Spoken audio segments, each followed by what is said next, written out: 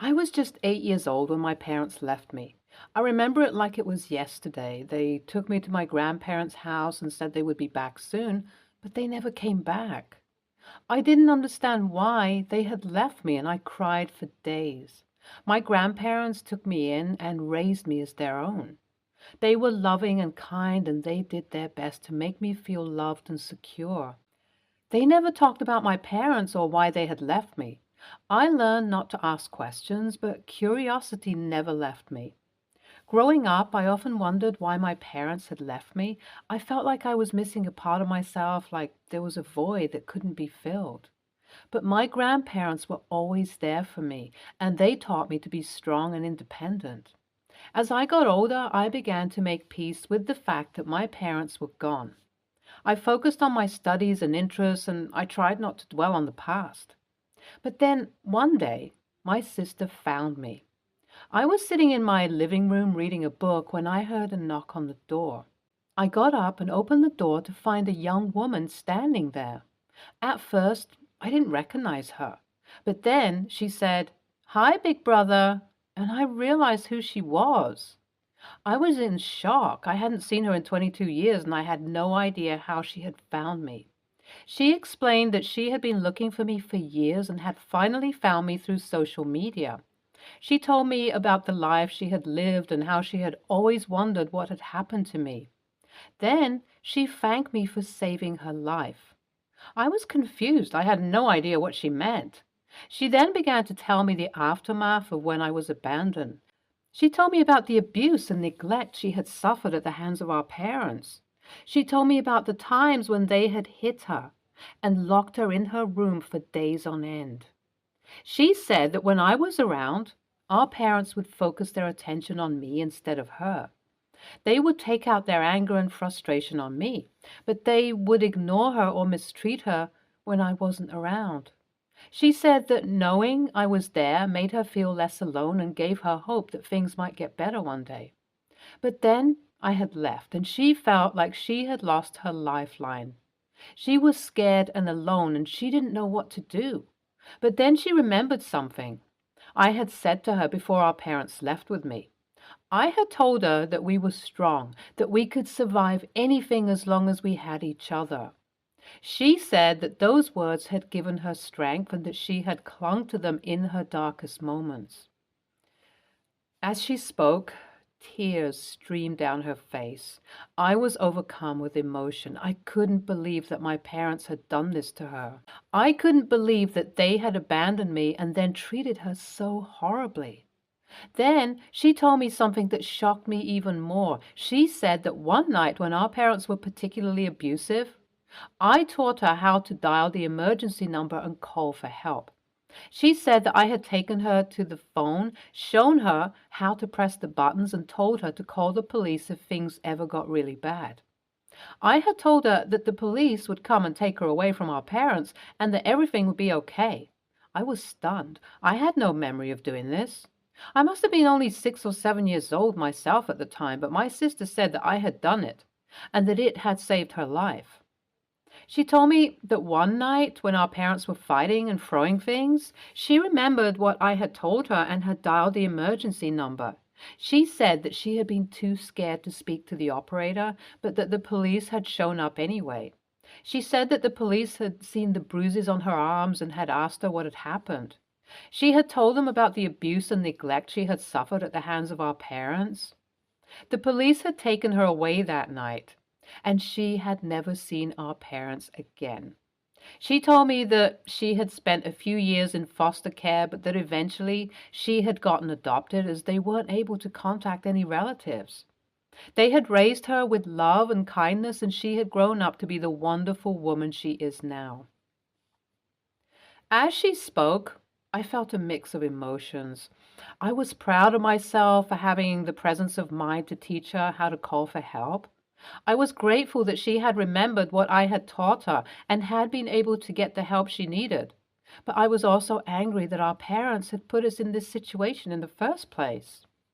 My sister noticed the anger on my face and gently touched my arm. "I know you're angry," she said, "but it's not your fault. It's not anyone's fault but theirs." I nodded with tears welling up in my eyes. I had been only 8 years old when our parents left us, and my sister was only 6. I remember feeling scared and confused, not understanding where our parents had gone. That day, when I was playing in the backyard, I fell and hit my head on a rock. I was bleeding badly and I needed to go to the hospital, but there was no one there to take me. My sister had been too young to know what to do, and our grandparents lived too far away to be of any help. I faintly remember lying on the ground, feeling the blood seeping out of my head and crying for our parents to come and help us, but they never came. It was only after several hours had passed that our parents arrived and took me to the hospital. The doctors told me that if I had arrived any later, I might not have made it. I was lucky to be alive, but the emotional scars from that incident stayed with me for a long time. After that, they left me with my grandparents and never came back. I was too young to realize what had happened. As my sister spoke, I realized that she had gone through her share of pain and trauma. She had been too young to understand what was happening when our parents left us, but she had suffered in her way. I remember being so scared, she said, her voice shaking. I didn't know where you were, and I didn't know if you were okay. I felt like I was all alone in the world. Tears streamed down her face, and I reached out to hug her. We held each other tightly, and I felt a sense of connection with her that I had not felt in a long time. She continued to speak, her voice thick with emotion. She told me how lucky we were to have each other and how much she had missed me. She also spoke about how much danger we could have been in if I hadn't taught her how to call for help. As she spoke, I realized that she was right. We had truly dodged a bullet. If it weren't for my presence of mind and her bravery, things could have turned out very differently for both of us. Despite feeling proud of myself for what I had done, I was still angry with our parents. I couldn't believe that they had left us alone and vulnerable, especially knowing how young we were at the time. But my sister urged me not to dwell on the past and to focus on the present. She reminded me that we had each other now, and that was all that mattered. As we sat there holding each other and reflecting on our shared experiences, I realized that my sister was right. We were incredibly lucky to have found each other again after so many years apart. Update 1. It has been a few weeks since I reconnected with my younger sister, and I can say that our bond has grown stronger each day. We have spent a lot of time catching up on all the years that we missed, sharing our dreams and aspirations, and getting to know each other as individuals. One day, my sister surprised me by taking me to meet her adoptive parents.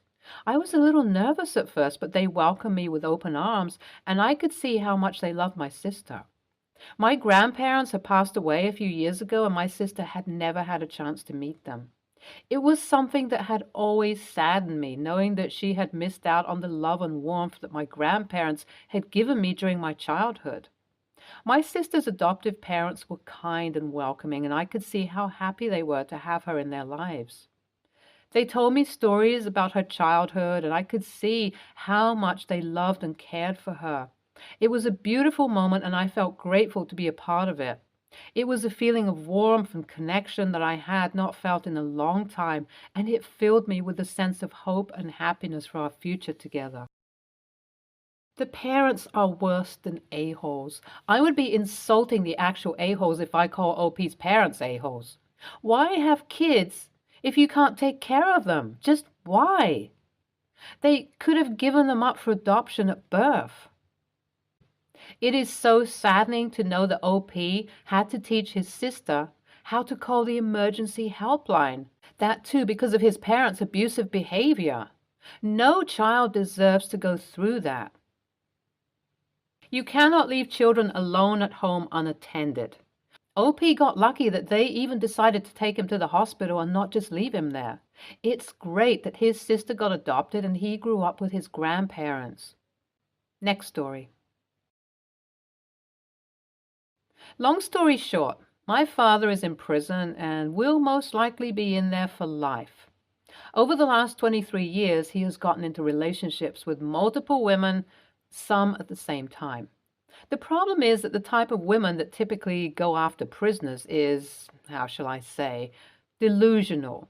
They always try to force themselves into our lives as if they are my new mom. They also believe that my father will get out of prison and sue the state for millions. But after 23 years, I've given up on that idea for him. My father has now, in my good opinion, jumped the gun and actually married one. She is apparently an old childhood girlfriend that he cheated on my mom with back in the day. My dad has a long track record of cheating on my mom. Yeah, fun. He keeps pushing me to meet up with her and get to know her. I used to entertain him and talk to the girls, but this time I have zero interest in doing so, as I have a pregnant wife and I don't want some random person in my family's life just because of the stepmother label.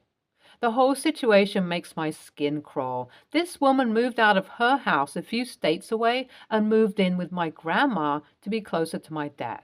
And now they are married.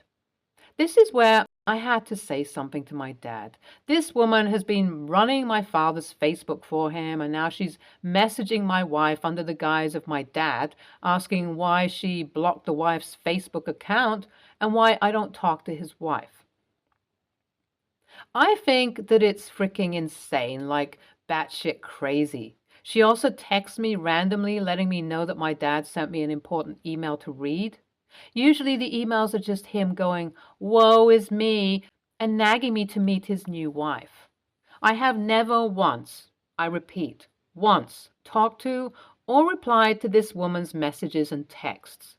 I don't feel the need to even get to know her because with my dad's track record, she will be gone in a year or two, or she will go crazy. I'm 31 years old and it feels super weird saying this, but she isn't anyone important to me and she isn't my mom. I barely even talk to my own dad, nonetheless his partners.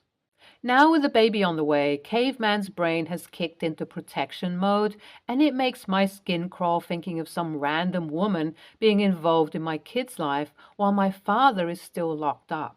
She may be a nice woman, and she might actually be nice, but I don't care. Am I the a-hole for telling my dad that I don't want anything to do with this woman? I told him that if he were to get out of prison, we could potentially work things out and introduce ourselves, but until he is free, I want nothing to do with his romantic partners. NTA. I wouldn't have any interest in getting to know this person either. You have your own life and family to prioritize and protect. Her relationship with your dad is none of your business unless you want it to be, and you don't. You get to choose who to let into your life, and you're, rightfully from the sound of it, deciding that this person isn't a healthy person for you to interact with. Good for you. NTA. He is living a life in prison, which greatly limits his ability to function in society, including with his own family. You are now a man with a family of your own, and you have every right to lock out the craziness of your dad and his prison girlfriends and wives in order to protect your own family from the madness. He is your father, but that doesn't give him any rights to visit his tumultuous life on you. Tell him that you will not allow his partners into your lives, as they have no place in it. Her marriage to him does not mean she is part of your family. Next story. I, 20, female, started my current job about a month ago. Yesterday, I came in and spent all day in the back preparing inventory and only came out front to relieve my coworker, Nina, 35, female, for her lunch break. When I showed up, she was on a phone call with her son, 9, male, and ended up clocking out and leaving to go pick him up. She brought him back around 30 minutes before close and stayed up at the register with him and our other co-worker, Alice, 22, female. I continued my tasks in the back room until yet another co-worker appeared, Tom, 24, male, who told me that someone who bought a recliner came in to pick it up 15 minutes before close. This stressed me out a bit, but it was worse when I ended up in the other back room and realized I was going to have to move this thing by myself. I'm not terribly weak, and the lady who was picking up the furniture was following me step by step and trying to make conversation while I, a relatively petite woman, was trying to move a 60-plus pounds recliner up 2 different ramps. I managed to get it up the first one, then stopped to readjust the chair on the roller. While I was stopped, Nina's son jumped into the chair.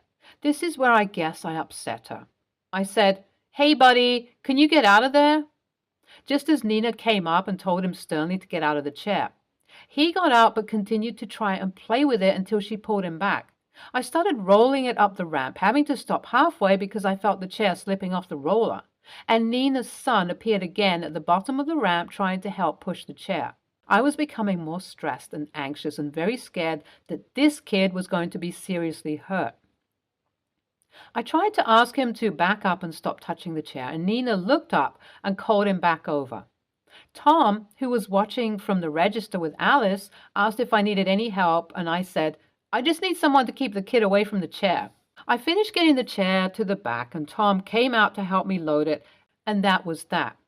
This morning, I showed up to work thinking things were going to be pretty standard, but ended up being pulled aside by my manager, 36 female, before I could even clock in. She brought in Nina and the assistant manager and said we needed to talk about how I spoke to Nina's child yesterday and how I apparently snapped at him. I didn't get written up or anything, probably because we have a rule in place prohibiting employees from bringing their children to the store, especially into employee-only areas. But the issue wasn't really talked out or resolved. I was just chastised and talked over any time I tried to explain myself. It was a real emotional reverse from how good I'd woken up today. Nina isn't speaking to me. My manager is pretty neutral, but everything feels very tense now, and I'm just counting down the hours until Nina leaves early. I don't feel like I did anything wrong, but am I the a-hole here? Edit. Thank you to everyone for your responses, feedback, insight. To those of you telling me to go to HR or corporate, I don't think that would do much good aside from putting me in bad standing with my coworkers and manager. My manager has been here over 10 years and allegedly does other sketchy stuff and still hasn't been let go. And I don't want to poke that bear. I'll be leaving this job anyway at Christmas because I have some personal things going on just after the holidays and will be unavailable to work for a week. And I don't know, as a new employee, I won't be approved for that much time off. I'm just going to keep my head down and finish the next 8 weeks of work and start putting in apps to new places in early December. NTA, the kid is old enough to know better than to play in a chair someone is moving. He could have gotten seriously hurt. Your coworker is mad at herself and needed a scapegoat. Don't take this incident too seriously. You weren't the one at fault. NTA, you were trying to do your job and all evidence, policy, actual safety, and your nerves points to it being problematic that her son was back there with you and messing around. I do agree with others that this might be a good learning experience in terms of asking for help, or at least speaking up about not feeling like you can handle a task alone before taking it on next time. Even without the kid in the mix, this could have gone wrong, and simply mentioning that you need a hand to get something done is absolutely okay and won't make you look bad at your job. NTA, you're leaving anyway, so I would just write to the manager and include HR in the email, and just say something just to follow up on the conversation we had today. Once again, I want to apologize in case my tone of voice came off as hard when talking to Nina's son. My intention was never to come off as snapping at him. I just really needed her son to not be standing there so that he wouldn't end up getting hurt if the chaos or anything else fell. I would have felt terrible if anything were to have fallen on him or if anything else would have happened to put his safety at risk. And just leave it at that. That way, they can't come back later and try to blame it on you or say that you weren't being safe. And if they get mad, it doesn't matter. You're leaving soon anyways. Stay tuned for more stories from Our Girl Relationships.